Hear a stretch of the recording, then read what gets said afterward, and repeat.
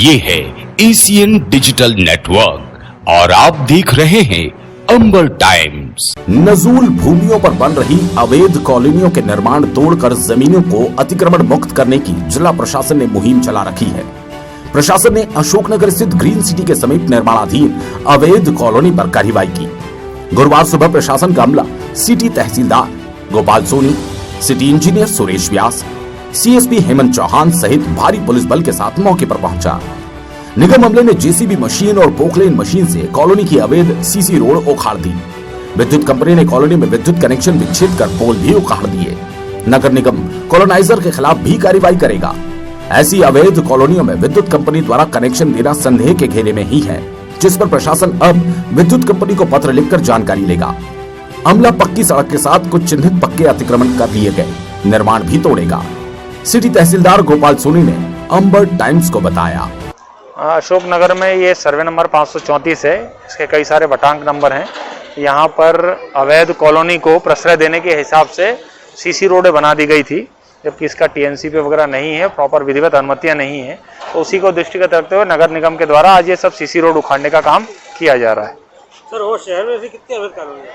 उसका भी आकलन सब कर लिया गया है। कार्रवाई लगभग तैयार हो रही है नगर निगम और राजस्व विभाग के द्वारा। धीरे धीरे उसमें भी हम कार्रवाई कर रहे हैं। सबसे बड़ी बात है कि जब कॉलोनी अवैध होती है और प्रशासन कार्रवाई करता है तो वहाँ तक एमपीवी का कनेक्शन कैसे मिलेगा? इस संबंध में अगर आप एमपी से पूछें तो बेहतर होगा, कारण कि वो प्राइवेट कंपनी है, उनकी क्या पॉलिसी है वो बता पाएंगे। जैसे आज पोल लगे हुए थे, पोल उखाड़े गए हैं। देखिए, उनका बेसिकली वो कस्टमर ओरिएंटेड कंपनी है, तो उनका मेन ये रहता है कि जहाँ कस्टमर उनको मिलते हैं वहाँ पर वो कनेक्शन दे पाते हैं। अभी उनको भी इस संबंध में लिखा गया है नगर निगम के द्वारा भी और जिला प्रशासन के द्वारा भी कि जहाँ भी अवैध कॉलोनी या अतिक्रमण वाला है पोर्शन, वहाँ पर इस टाइप के कनेक्शन ना दें। और अब कॉलोनाइजर पे क्या कार्रवाई होगी? उस संबंध में नगर निगम के द्वारा कार्रवाई की जा रही है।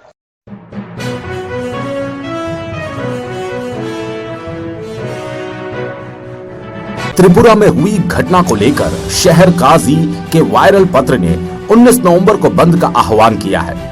जिला प्रशासन की तरफ से कलेक्टर कुमार पुरुषोत्तम और पुलिस कप्तान गौरव तिवारी ने इस संदर्भ में अपील करते हुए कहा है, शहर का माहौल खराब करने की किसी को इजाजत नहीं दी गई है। देखिए, ये सूचना प्राप्त हुई और कई सोशल मीडिया में इस तरह की खबरें भी फैलाई जा रही हैं कि त्रिपुरा की कथित घटना को लेकर रतलाम में बंद का आयोजन किया जाएगा। इस बारे में हमने कल उनको शहर काजी साहब को बुलाया था, हमारे और एसपी साहब को उनसे बात हुई। उनके साथ और भी लोग थे। हमने बड़े स्पष्ट शब्दों में कह दिया कि रतलाम में किसी को भी, चाहे वो किसी समुदाय का व्यक्ति हो, माहौल खराब करने की इजाज़त नहीं दी जाएगी। एक ऐसी घटना जो किसी दूसरे प्रदेश में हुई है कि नहीं हुई है, उसकी क्या सत्यता है, ये वहाँ की सरकार जाने, या माननीय न्यायालय उसका संज्ञान ले रहा होगा। उसके बारे में रतलाम में विरोध प्रदर्शन करना और वो भी बंद का आयोजन करना, ये उचित नहीं है। लोकतांत्रिक विरोध के और तरीके होते हैं, जैसा कि आपको मालूम है। प्रतिदिन कई लोग किसी घटना के विरोध में अगर उनको लगता है तो ज्ञापन देते हैं कोविड प्रोटोकॉल का पालन करते हुए। मैंने उनको ये भी सजेस्ट किया था कि आपको इस तरह की घटना से अगर आपको कोई परेशानी है, आपको लगता है कि आपको विरोध प्रदर्शन करना है, तो आप कोविड प्रोटोकॉल का पालन करते हुए ज्ञापन दे सकते हैं। एक बात मैं और स्पष्ट करना चाहूँगा, रतलाम जिले का माहौल बिगाड़ने की इजाज़त किसी को नहीं दी जाएगी, चाहे वो कोई भी व्यक्ति हो। और जैसा कि मैंने कल भी कहा था, आज पुनः दोहरा रहा हूँ, हमारी नज़र उन लोगों पे है जो सोशल मीडिया में इस तरह के खबरें फैला रहे हैं। और अगर उन्होंने कोई माहौल बिगाड़ने की कोशिश की तो कार्रवाई सिर्फ पुलिस कार्रवाई तक सीमित नहीं रहेगी। ऐसे लोगों के सारे काले धंधे, उनका भी परीक्षण किया जाएगा, चाहे अवैध निर्माण हो, दूसरे धंधे हो। और हम ये कोशिश करेंगे कि ऐसे लोग पूरी तरीके से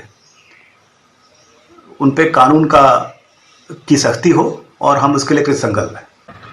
इस संबंध में मैं क्लियर करना चाहूँगा कि रतलाम में सोशल मीडिया पर इस तरह की चीज़ें देखने को मिली हैं, जहाँ शहर काजी साहब के पत्र वायरल हो रहे हैं, जिसमें उनके द्वारा बंद का आह्वान किया जा रहा है।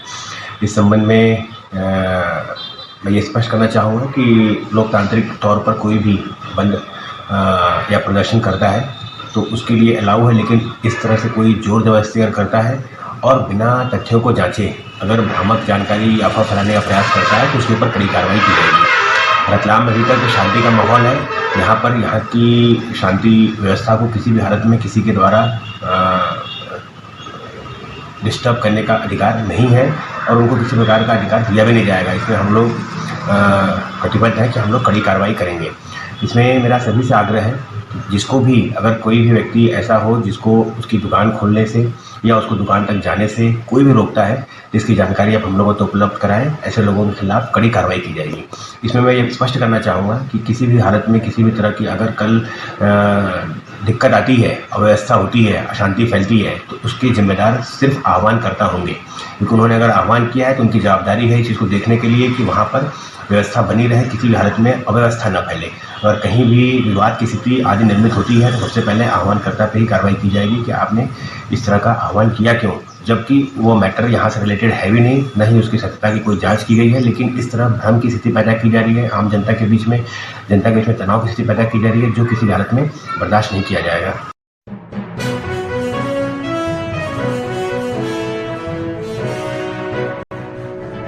घर में अकेली एक किशोरी ने फांसी लगाकर आत्महत्या कर ली। हादसे के समय माता पिता खेत पर काम करने गए थे। बेटी के फांसी लगाने की खबर उन्हें शाम करीब 5 बजे मिली। मामला डीडी नगर थाना अंतर्गत ग्राम राजापुर का है। यहाँ के निवासी गणेश गरवाल की 17 वर्षीय पुत्री सुमित्रा ने फांसी लगाकर अपनी जान दे दी। मृतका मानसिक रूप से कमजोर थी। परिजन के घर आने पर उसे लकड़ी के पाट पर गमछे के फंदे से लटकी मिली बेटी को उतारकर रात 8 बजे परिजन जिला अस्पताल लेकर पहुंचे, जहां डॉक्टर्स ने उसे मृत घोषित कर दिया। पोस्टमार्टम कर शव परिजनों को सौंप दिया गया। मामले की जानकारी देते हुए पुलिसकर्मी ने बताया, इन्होंने फांसी लगाई, क्या मामला सामने?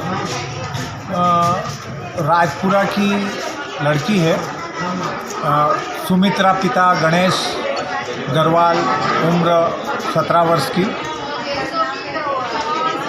वह करीबन 1.5 वर्ष से मानसिक रूप से बीमार थी। उसके परिजन बता रहे थे कि जावरा और भादवा माता उसका इलाज करवाया, लेकिन पिछले 3 महीने से ज़्यादा बीमार थी। कल 17/11/21 को लड़की सुमित्रा अपने मम्मी पापा के साथ खेत पर गई थी दिन में 2 बजे। वहाँ आधा घंटा रुकी और 2:30 बजे करीब वापस घर आ गई, घर के दरवाजे की चाबी लेकर। जब इसके मम्मी पापा गणेश और उसकी पत्नी काली 4:30 बजे घर आए तो घर का दरवाज़ा अंदर से बंद था। उसको आवाज़ दी, उसने दरवाज़ा नहीं खोला। फिर गणेश ने अपने मकान के ऊपर छत पे चढ़कर अंदर कवेलू हटा के अंदर देखा तो वह अंदर फांसी के फंदे पर लकड़ी के पाट पर झूलती हुई दिखी। अंदर कूद के दरवाज़ा अंदर से खोल के उसको उतारी अपने परिवार वालों के साथ में और 100 डायल पे सूचना दी और लेके अस्पताल आए।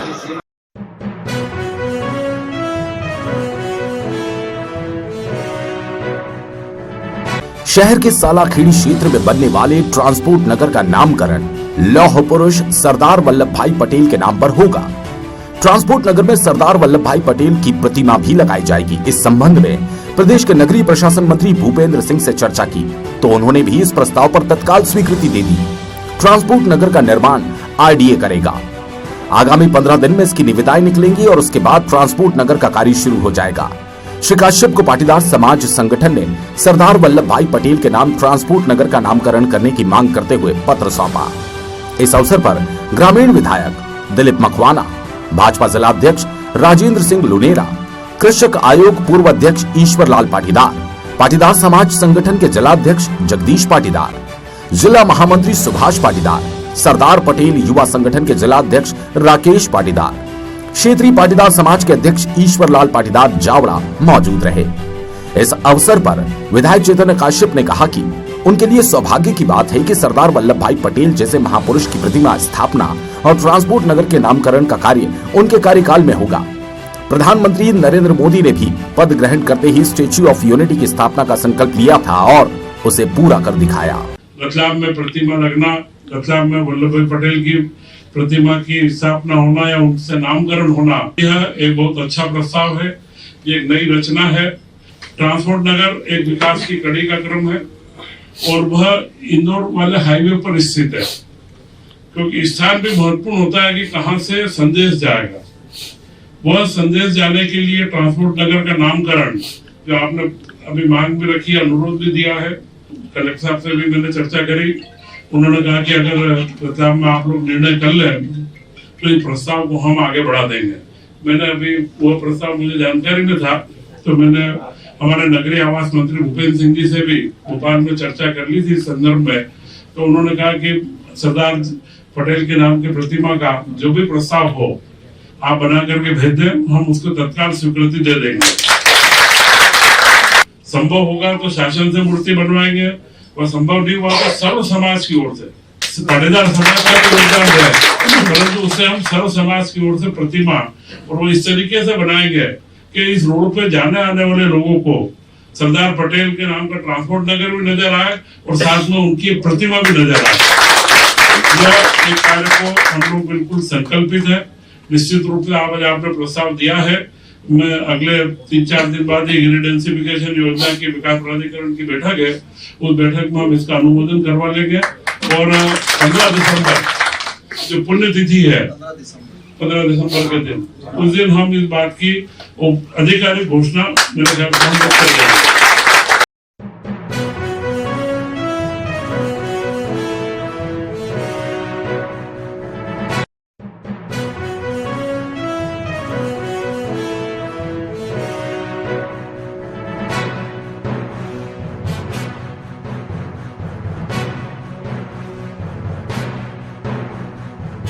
ये है एशियन डिजिटल नेटवर्क और आप देख रहे हैं अंबर टाइम्स।